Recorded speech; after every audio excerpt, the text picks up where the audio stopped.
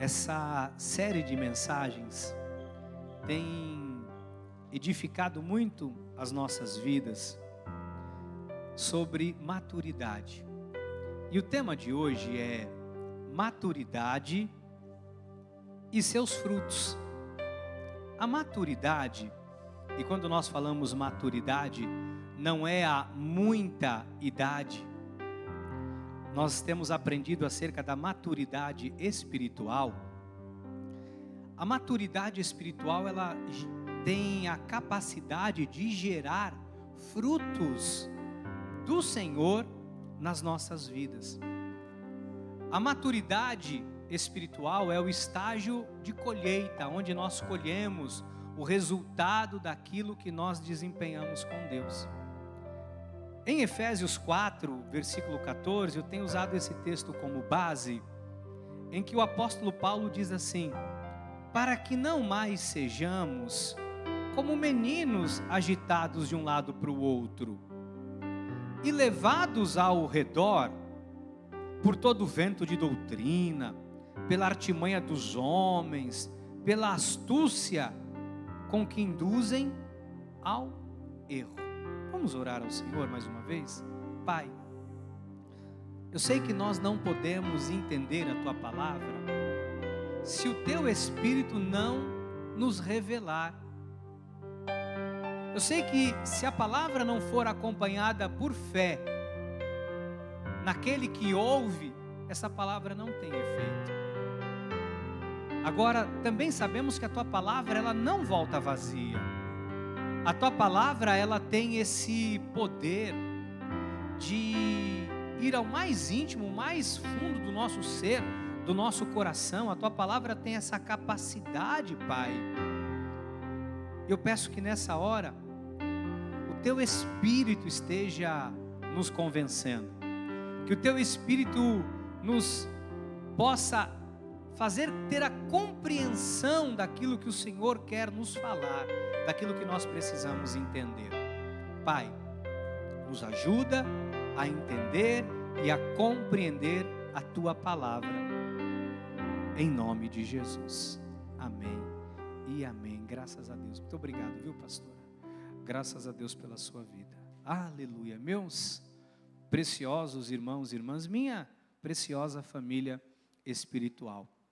Desde o momento em que nós entregamos a nossa vida para Jesus, desde o momento em que nós reconhecemos Jesus como Senhor e Salvador das nossas vidas, quando nós nos entregamos a Ele, quando nós entregamos a nossa vida de fato ao Senhor, a partir desse momento, o Senhor começa a agir e a trabalhar na minha e na sua vida, para que aquilo que não é bom seja substituído por aquilo que Ele mesmo tem preparado para cada um de nós.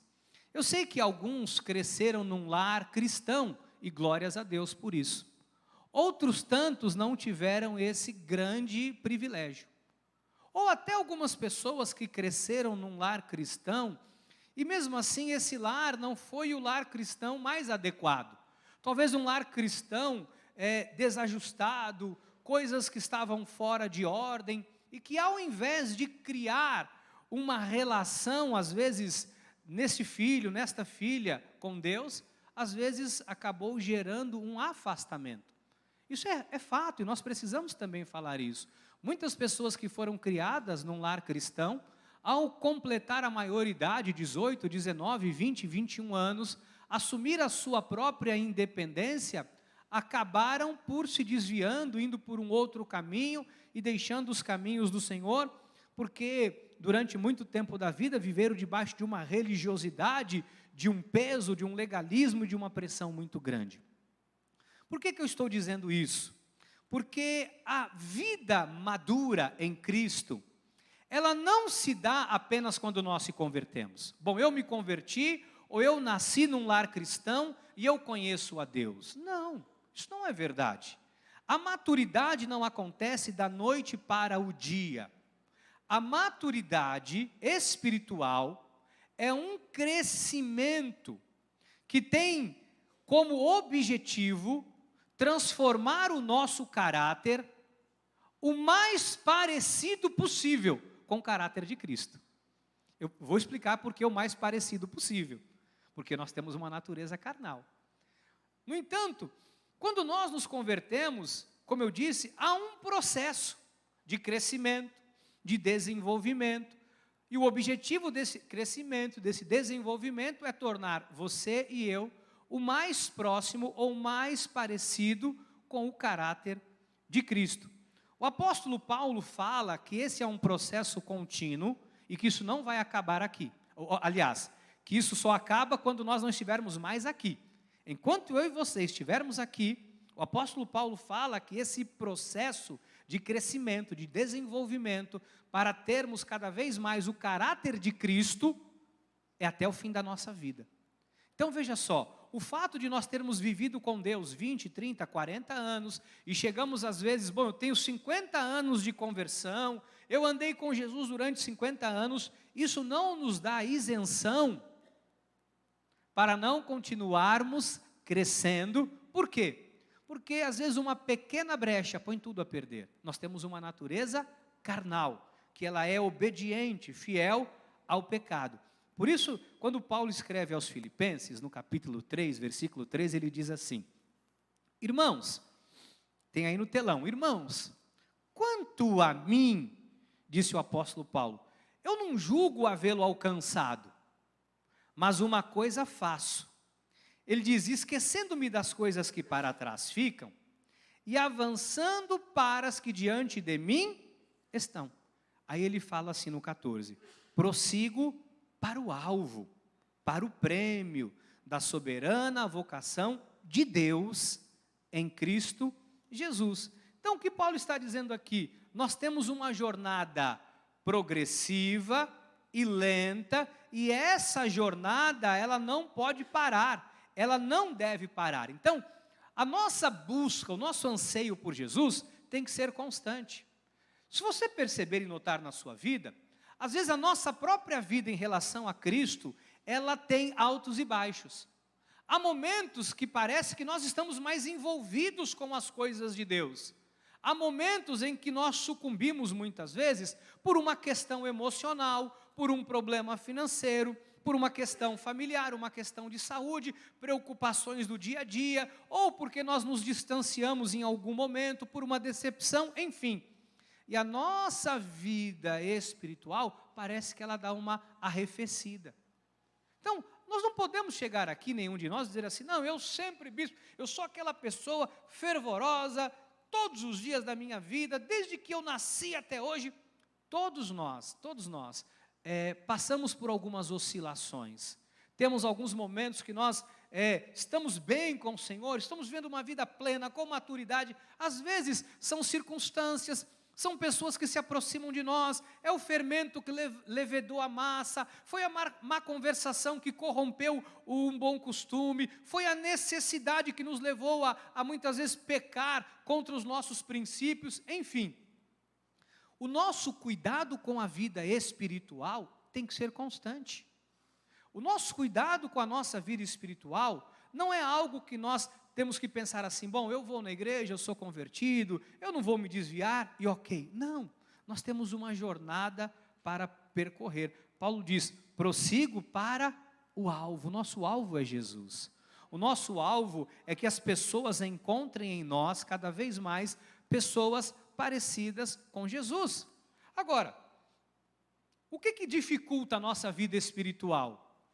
O que traz dificuldade na nossa relação com Deus? Eu vou te explicar. O que traz dificuldade na nossa relação com Deus é que nós temos uma natureza carne e uma natureza espírito. A Bíblia diz que a natureza carnal e a natureza espiritual, elas guerreiam entre si. A Bíblia diz que há uma luta. A carne quer o pecado. A natureza espiritual quer um relacionamento com Deus. Há uma guerra. Quem você mais alimenta, vence. Se eu alimento a minha natureza espiritual vai fazer com que a minha carne não prevaleça. E aí eu consigo estar num estágio de maturidade. Então, o que nós precisamos? Nós precisamos de um alimento, de uma palavra, de um alimento espiritual adequado, de um relacionamento adequado com Deus, para nos tornar cada vez mais maduros. Deixa eu falar uma coisa para você. Como servos de Deus, nós temos a necessidade constante de nos alimentarmos espiritualmente. A Bíblia diz que a fé vem por ouvir e por ouvir a palavra de Deus. Então, quanto mais eu me envolvo com a palavra, eu me deixo envolver com a palavra vai ativando a minha fé, vai gerando em mim uma vida de fé, uma maturidade para lidar com as dificuldades da vida. Então, um culto, por exemplo, se alguém te pergunta, bispo, qual é a necessidade de eu vir à igreja, pelo menos 1 ou 2 vezes por semana? É para você poder se alimentar espiritualmente, para você ter comunhão. Bispo, qual é a necessidade de eu ler a Bíblia em casa? Para que você possa estar se alimentando, para que você possa estar ativando através da palavra a sua fé. Eu falei aqui domingo, eu queria repetir esse exemplo, porque a questão da maturidade é questão de responsabilidade.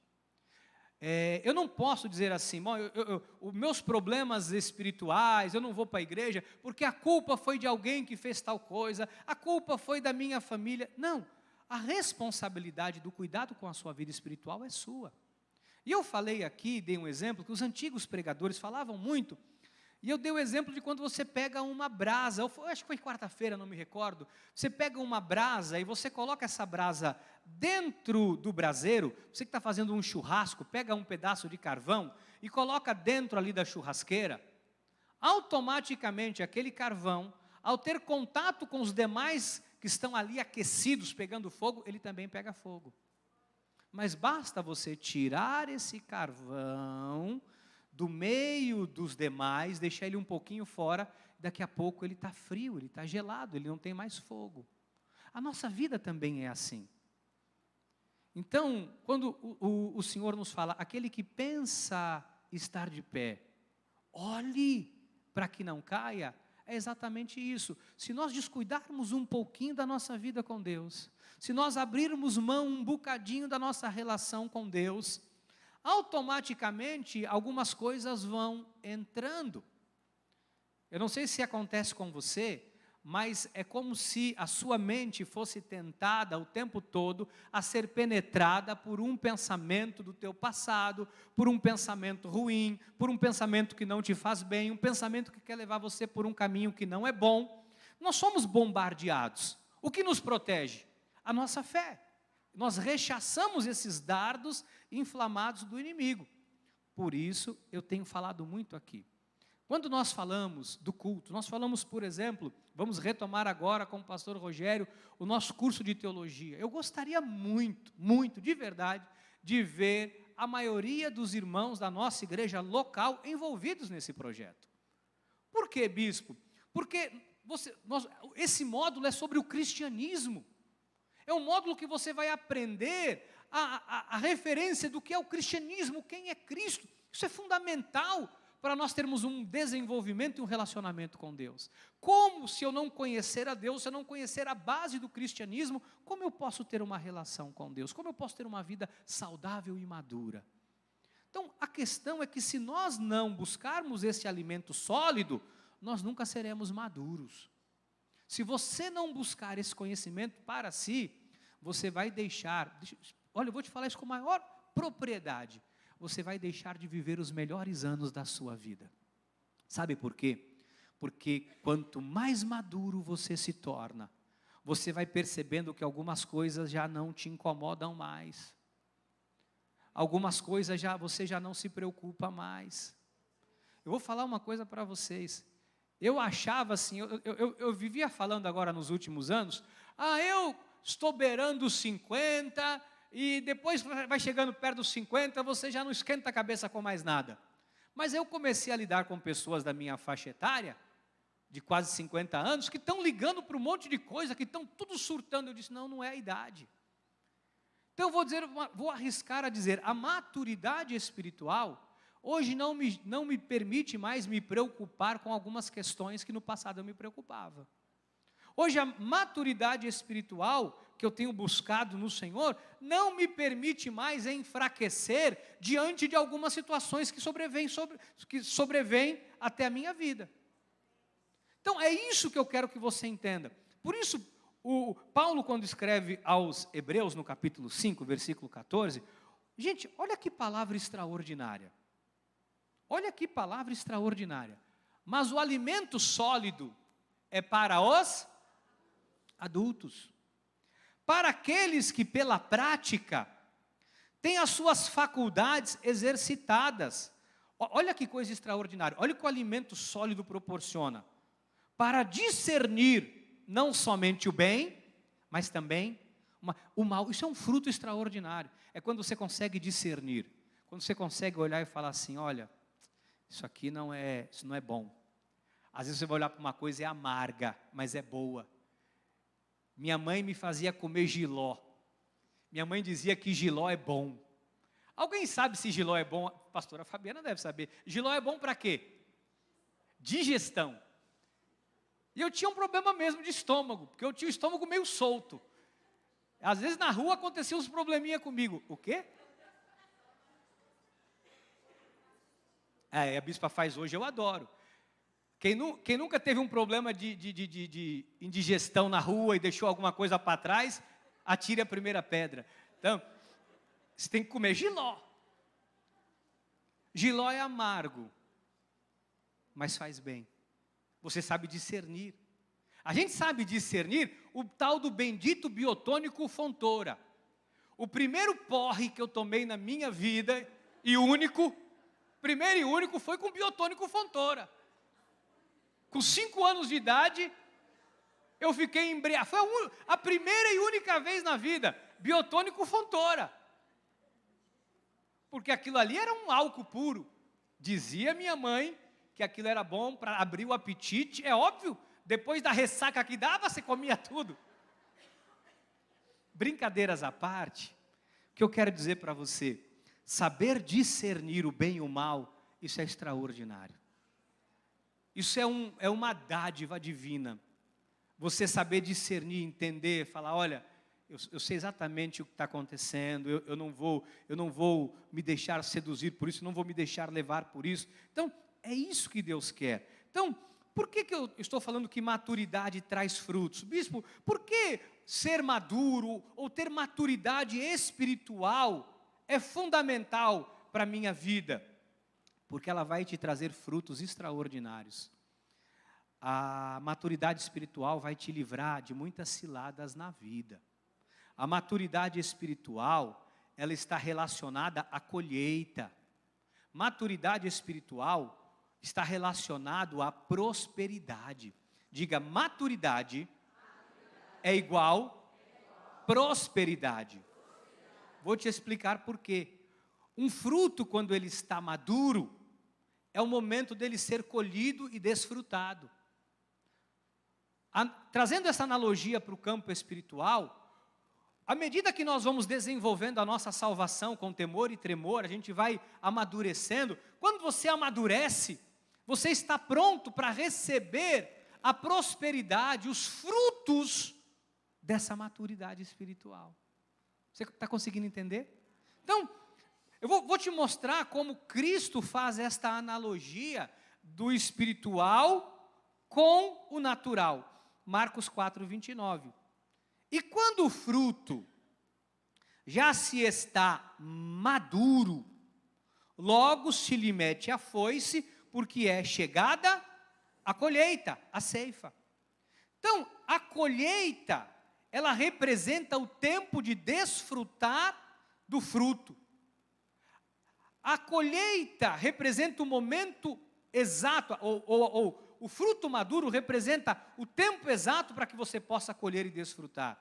Representa a maturidade espiritual que o crente passou. Veja só, quando um fruto está maduro, às vezes a bispa vai ali no Sacolão, vou fazer propaganda, Sacolão RB, perto da minha casa. Aí ela vai lá e compra a banana. Ela chega com a banana é a fruta que eu mais gosto. Ela chega com a banana, e aí eu já pego, quando eu pego a banana que eu puxo, ela está meia verde. Eu como, porque eu gosto de banana. Mas a banana verde, ela não tem um gosto bom. No final, ela dá um amargozinho, ela dá um negócio, uma gosminha que não é boa. Porque ela não está no tempo certo para ser comido. Mas quando ela está madurinha, não tem coisa mais gostosa, pelo menos para mim que gosto, do que uma bananinha madura. Aí eu como 1, 2, 3, 4, 5, um gilozinho para equilibrar depois, né?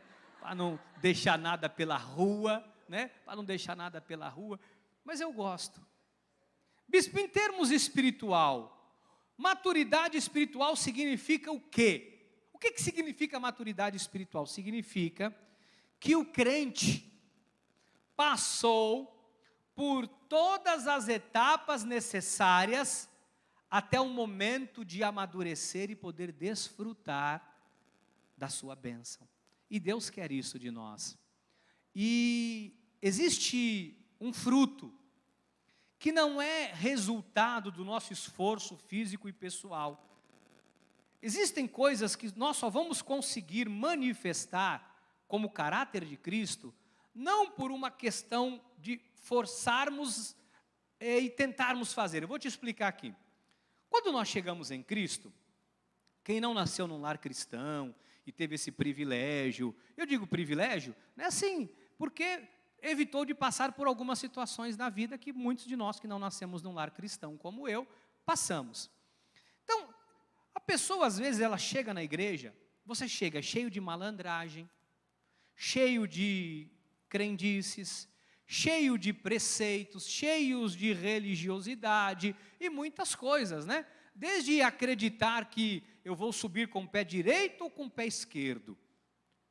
Ah, bispo, eu quero começar o dia com o pé esquerdo, com o pé direito. Eu quero começar o dia com os 2 pés.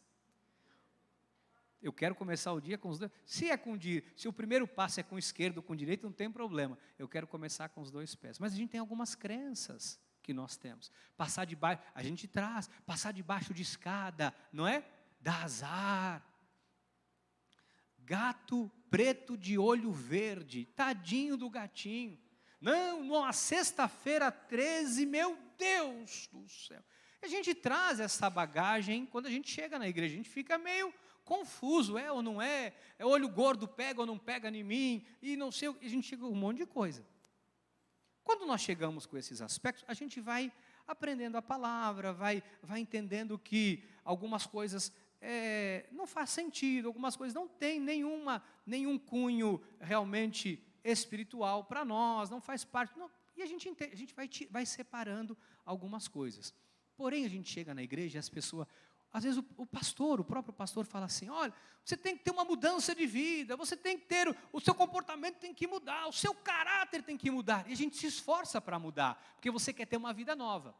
Só que aí, você é aquela pessoa que tinha medo, e aí vem falando, você não pode ter medo, você não tem que ter medo. E fala assim, tudo bem, eu não posso ter medo, mas como eu faço para não ter medo? E a gente começa a ficar dentro da igreja, tentando forçar a barra, para nós nos enquadrarmos no padrão que a igreja agora quer que tenhamos. Deixa eu explicar uma coisa para você. Se não for o Espírito de Deus a trabalhar, nós não vamos conseguir. Você vai se esforçar, uma hora você vai escorregar. Você vai se esforçar, uma hora você vai cair. Então, por exemplo, as pessoas falam assim, bispo, eu não consigo amar aquela pessoa, sabe? Porque aquela pessoa me prejudicou muito na vida. Deixa eu falar uma coisa para você. É impossível nós amarmos alguém que nos prejudicou, a não ser que, pelo Espírito de Deus, o amor de Deus, nos cure, ao ponto de nós sermos tão curados pelo amor, que nós temos a capacidade de amar. Porque o amor, ele existe em algumas conotações. Os gregos diziam que o amor, por exemplo, o amor phileos, eles diziam o seguinte, esse amor phileos do grego é o amor de relacionamento, de amigos. Eu tenho amizade com você, eu te amo, eu amo meu irmão, eu amo meu amigo. É um amor que se quebra. É um amor que tem uma ruptura. Se você pisar na bola comigo, eu não te amo mais. O amor phileos.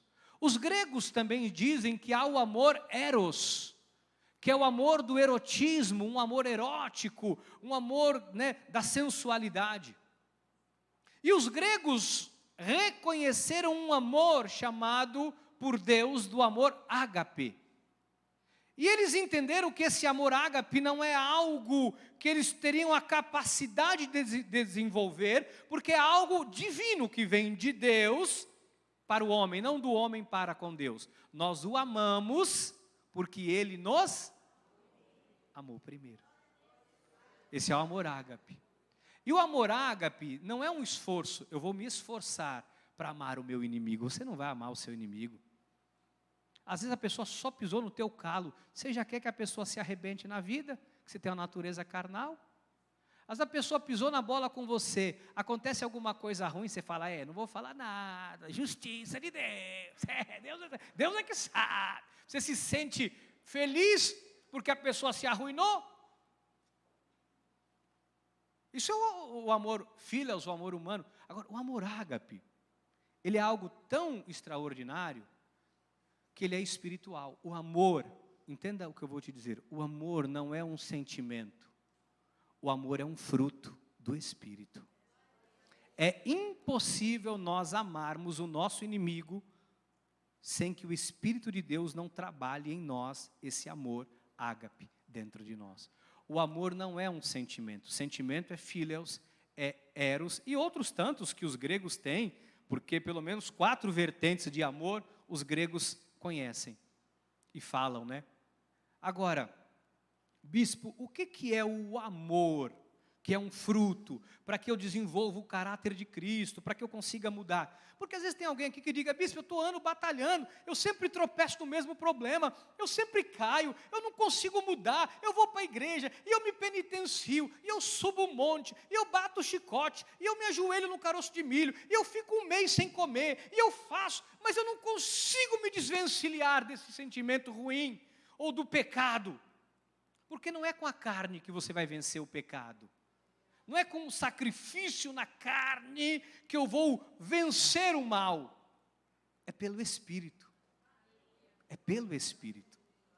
Bispo, como que o meu caráter é mudado? É um esforço. Eu vou me esforçar para mudar.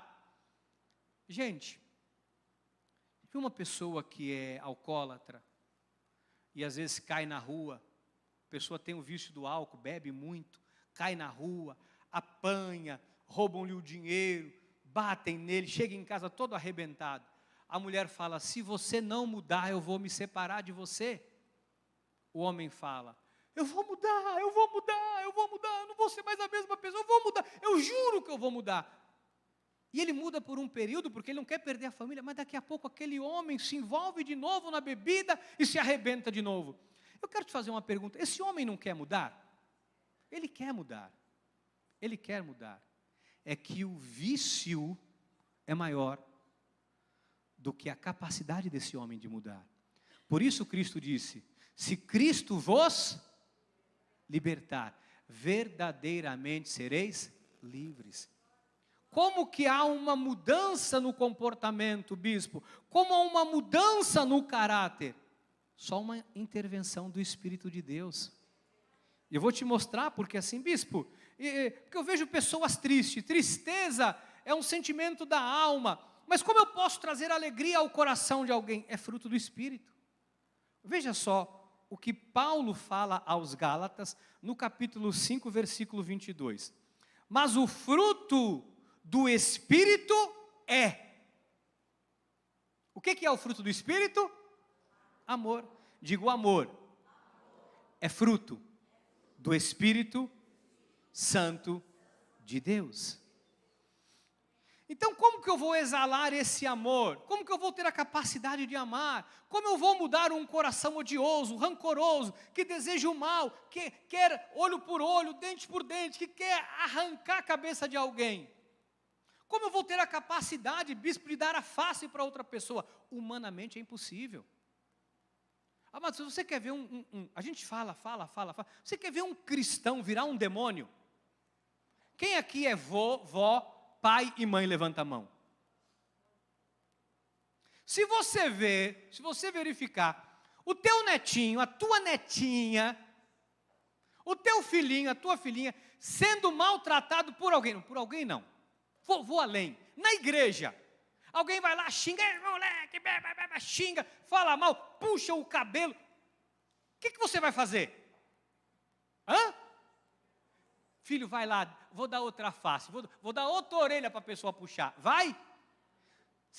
Se você for muito crente, mas muito, tu vai embora da igreja e nunca mais pisa aqui. Sim ou não? Não fui eu que puxei, mas a culpa é da igreja e eu vou do bolo. Se você for como uns irmãos que não é muito crente não, é capaz de tu pegar alguém de tapa aqui dentro da igreja. Hã? Pega ou não pega? Tem irmã que falou, eu pego. Eu estou só descobrindo aqui, estou só vendo, estou só de olho. Isso aqui é pegadinha. Porque nós temos a natureza carnal, a gente quer defender o nosso. Quando alguém faz o mal para quem nós amamos, o nosso coração fica enfurecido. A capacidade nossa de ódio vem à tona. Bispo, o que abafa tudo isso? Como, bispo, uma coisa, você pegou pesado. Não, eu sei que eu peguei pesado. Mas se não for o amor de Deus, a gente não tem capacidade de amar. E sabe, o amor, ele é um fruto do Espírito, o amor ágape, porque ele tem um poder de persuadir, de constranger. O amor constrange, o amor cura. Não sei se vocês viram um homem que foi chamado de psicopata nos Estados Unidos, que ele matou mais de 50 mulheres. E nos Estados Unidos, essa pessoa, quando ele é julgado, ele fica, e a família passa e fala. Alguém viu esse vídeo aqui que eu estou falando? Um monte de gente viu. E aí todo mundo passava e falava para ele assim, seu demônio, seu capeta, eu vou te arrebentar, se eu pudesse eu arrancava a tua cabeça. Ele fica assim, ó. Até que entra um senhor barbudo, ele entra, e ele fala assim, eu queria falar para você, que você tirou a melhor parte da minha vida. A minha filha era o meu mundo, você tirou ela de mim. Mas o Cristo que eu sigo me manda olhar para você e te perdoar. Então aqui hoje eu não vim para te julgar, eu vim aqui para dizer eu te perdoo. E esse cara, chamado de psicopata, ele desaba e ele começa a chorar pela primeira vez, talvez na vida, quando alguém diz assim, eu tenho a capacidade, pelo amor de Deus que está em mim, de perdoar você. Então, essa capacidade de perdoar, de amar e de expressar o melhor sentimento, ela não é da nossa natureza humana. Isso é algo de Deus em nós. Então, quando a Bíblia fala, e tem uma relação aqui, eu queria encerrar falando isso, a Bíblia fala de alegria, paz, longanimidade, bondade, fidelidade, mansidão. Bota o 23, está um pouquinho para frente, por favor. O 23, mansidão, domínio próprio. Contra estas coisas não há lei. Olha o 24. E os que são de Cristo Jesus crucificaram a carne com as suas paixões e concupiscências. Se vivemos no Espírito, andemos também no Espírito. Eu queria encerrar falando para você que assim, bispo, como que eu vou viver em paz com as pessoas? Como eu vou ter a capacidade de ter paciência? Porque assim, tem hora que eu perco a paciência, bispo. Sabe, às vezes eu não tenho domínio próprio para nada, eu quero quebrar tudo. É só quando de fato a gente tem uma imersão em Cristo. Quando eu realmente eu me entrego ao Senhor verdadeiramente. Eu queria dizer para você que hoje é um culto de ceia. E sempre na ceia eu falo, bispo, quem pode tomar a ceia? Quem entregou a vida para Jesus, quem já o confessou como Senhor e Salvador da sua vida, pode e deve. Mas o entregar a vida para Jesus vai além de uma confissão. Entregar a vida para Jesus é estar em obediência aos ensinos que o Senhor nos traz. É dizer assim, eu quero que o Espírito Santo de Deus me guie e me dirija. É de fato o tempo todo dizer, Pai, eu na minha natureza humana não consigo. Porque a religião tem nos ensinado nós nos esforçarmos, fazermos um esforço para mudarmos. Mas sem Cristo não há mudança. Sem Cristo nós não teremos a capacidade de empatia. Nós precisamos do amor de Deus para sermos curados e para curarmos as pessoas. Bispo, e como isso acontece? Como que eu posso verdadeiramente mudar isso? Como que eu posso ter essa transformação na minha vida? É se rendendo verdadeiramente ao que a palavra de Deus ensina. Nós precisamos pegar a palavra, amados, e fazer da palavra o nosso manual de vida. Nós precisamos o tempo todo olhar para Cristo e perguntar, o que Cristo faria nessa situação? Mas Cristo, Senhor, eu não tenho condição, eu não consigo, então me ajuda, para que o Espírito Santo de Deus intervenha na sua fraqueza. Porque às vezes a gente está querendo lutar uma guerra que, com a força do nosso braço, nós não vamos conseguir. Talvez você já esteja decepcionado com você há muito tempo. Talvez tem pessoas que dizem, eu não vou mais na igreja porque eu não tenho jeito, eu não mudo. Eu vou lá, entra ano e sai ano, mas eu sempre caio no mesmo problema, eu sempre caio no mesmo pecado, eu sempre afundo no mesmo mar, na mesma lama. Bispo, eu acho que Deus não me ama. Ele te ama com amor incondicional. O que você precisa entender é que a tua natureza carnal talvez esteja prevalecendo sobre a sua natureza espiritual. Um homem sem Cristo é um homem vazio. Um homem sem Cristo é um homem sem força, ou uma mulher sem força. Talvez você esteja tentando resolver tudo com a força do teu braço, e a maturidade diz nessa noite, entrega o teu caminho ao Senhor. Confia, e no mais, Ele fará. É reconhecer a nossa humanidade, a nossa dependência de Deus. Amados, às vezes nós temos dificuldade de lidar com pessoas. Sabe por quê? Porque as pessoas são más, são cruéis. Bispo, como que eu vou ter domínio próprio para lidar com pessoas que não respeitam, que não me respeitam? Só em Cristo, que você vai conseguir olhar e dizer assim, Senhor, essa pessoa age assim porque falta nele o que tem em mim. Porque falta nele o que eu já encontrei. E você consegue olhar com olhar de empatia, olhar de misericórdia. Quando nós entendemos que o Cristo que habita em nós, que fez morada em nós, que nos salvou, que nos redimiu, às vezes falta na vida de alguém, a gente olha para essa pessoa de forma diferente. Eu queria encerrar falando para você hoje. Entrega verdadeiramente o teu caminho ao Senhor. Eu não estou falando de conversão não, e se você não se converteu, nunca entregou a sua vida para Jesus, hoje você tem essa oportunidade, que você possa reconhecê-lo como Senhor e Salvador da sua vida. Se você nunca, talvez você está vivendo, bispo, eu ando, batendo cabeça, ando atrás de tanta coisa, eu ando tentando tudo e minha vida não tem sentido.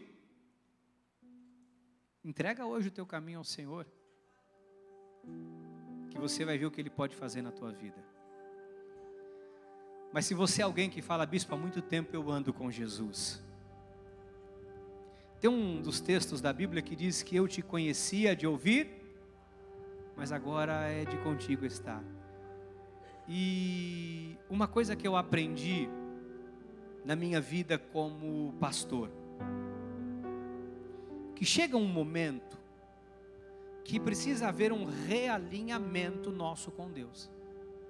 Eu como pastor, sempre preciso me realinhar, porque são muitas informações, são muitas coisas o tempo todo, são coisas que sobrevêm sobre a minha vida, e às vezes eu mesmo me desalinho, Às vezes a minha carne fala mais alto, às vezes a minha humanidade me leva por um caminho de falar: larga tudo, vai viver tua vida, pega a tua família, sabe, vai, compra uma chácara lá em Calcanhar do fim do mundo, e vai lá plantar batata, milho, mandioca, fica quietinho lá, termina a sua vida lá em paz.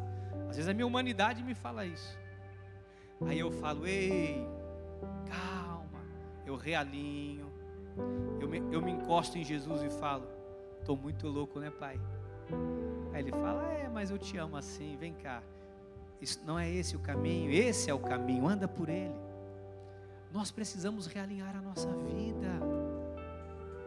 Não pense você que está tudo bem, porque eu estou em Jesus está tudo bem. Não, há momentos que a gente precisa parar e dizer: pai, o que eu estou fazendo da minha vida? Para onde eu estou levando a minha vida? Senhor, me ajuda. E essa é a proposta que eu quero te fazer nessa noite. Um realinhamento. Realinhar, se aproximar.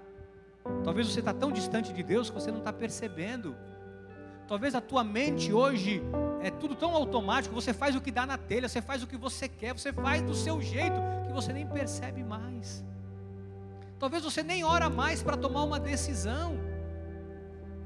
Quando eu estou assim, eu me volto para Deus e me realinho, porque todas as vezes que eu tomei decisões dessa forma, não, porque sou o bispo, eu sei o que eu estou fazendo, eu levei na cabeça, recalcitrei contra os arguilhões, levei na cabeça. Às vezes a gente acha que a gente conhece tudo, sabe tudo. Não, nós não sabemos, nós precisamos de Deus o tempo todo. Você está entendendo? Se você tem 5 anos, 4, 3, 2, 1 ou 99, você precisa de Deus. Amém? Eu queria orar com você nessa hora, fazer essa oração hoje de realinhamento, para você dizer: pai, eu quero dar fruto, eu quero vencer esse pecado, eu quero me libertar desse problema, eu quero ter paz para dormir, eu quero saber lidar com as pessoas, eu quero ter paciência, eu quero ter domínio próprio. Eu queria que você, se você puder, fechar os seus olhos e você pensar nesse momento, aonde Deus tem que intervir, aonde Deus tem que realinhar. Não tenha vergonha. Se tem alguém do teu lado, você não quer, você se afasta, senta, vem aqui para frente da igreja. Se quiser se ajoelhar, se ajoelha. Você tem liberdade para se ajoelhar, para andar, para ir para o pátio, vai para o banheiro se você quiser, vai para onde você quiser, mas eu queria que você se realinhasse. Talvez tenha alguém que te feriu, está atrapalhando a tua vida espiritual. Tem alguém que te causou mal e você não consegue perdoar essa pessoa. Você está aí, sabe, está com uma ira, uma mágoa te corroendo. Peça para Deus tirar isso do teu coração. Peça para o Espírito de Deus trabalhar em você. Pai, eu quero te pedir hoje por um realinhamento.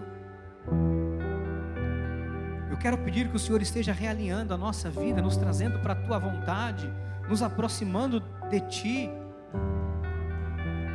Pai, é impossível viver uma vida longe de ti. Para onde nós iremos se só o Senhor tem as palavras da vida? Só o teu amor cura, só o teu amor sara, só o teu amor liberta, só o teu amor transforma, Pai.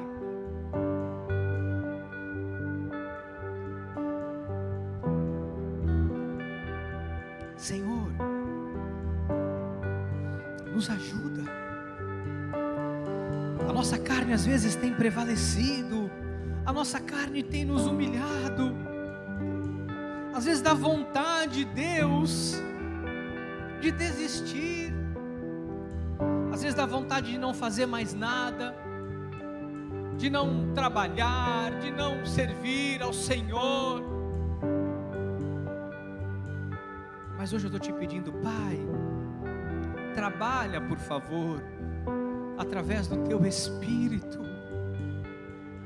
Sonda e conhece o nosso coração. Só o Senhor sonda e conhece o nosso coração. cura-nos, Deus.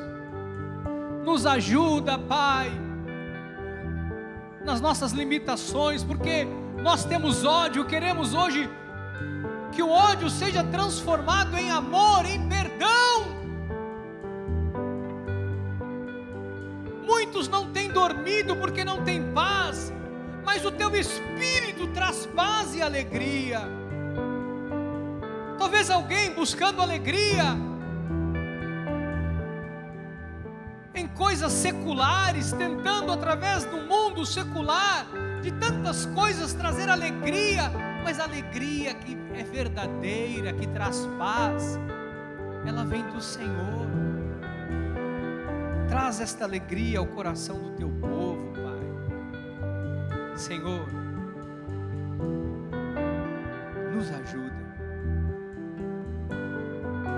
Perdoa as nossas falhas, as nossas fraquezas, perdoa os nossos pecados, nos ajuda a dissiparmos os pensamentos errados, os pensamentos humanos, carnais. Queremos realinhar a nossa vida ao Senhor.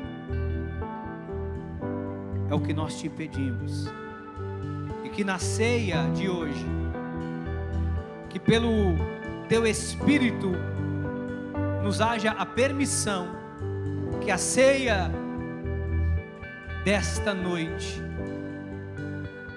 a ceia deste mês de setembro, seja esta ceia do retorno, o filho que volta à casa do Pai, o filho que volta à sensatez, filho que busca socorro no Pai, que lhe pode socorrer, em nome de Jesus, em nome de Jesus, amém, amém e amém, aleluia. Continua sentado, os elementos da ceia vão ser passados. Pegue o seu cálice de vinho, o seu pão, fique em espírito de oração, fique conversando com Deus. Enquanto nós louvamos, continua aí a tua oração, continua falando com Deus, entrega o teu caminho ao Senhor. Você que está pela internet, prepara aí o teu pão, o teu cálice de vinho ou de suco para participar.